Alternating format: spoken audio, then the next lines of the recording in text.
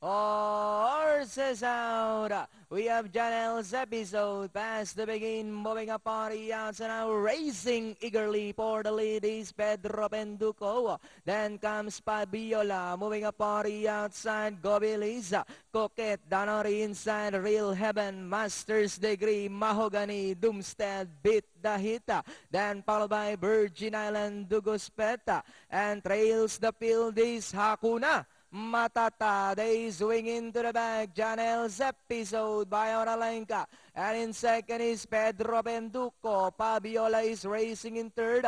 Real 11 moving up by Drelport. Gobiliza alongside. In the middle, Masters Degree. Then followed by Coquette, Doomstead, Mahogany, Beat the Hit, Virgin Island, Duguspeta. And Hakuna Matata is still racing in Lanza.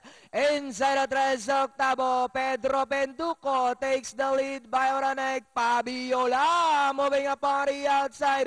Janelle's episode, Master's Degree, Coquette. Then followed by Real 11, Doomstead. Fabiola now takes the lead by Avaralenka. And in second, Janelle's episode, moving up Pedro Penduko, Coquette, Master's Degree, Real 11, Doomstead. As they come down at the last 200. And it's still Fabiola by about 3 lengths.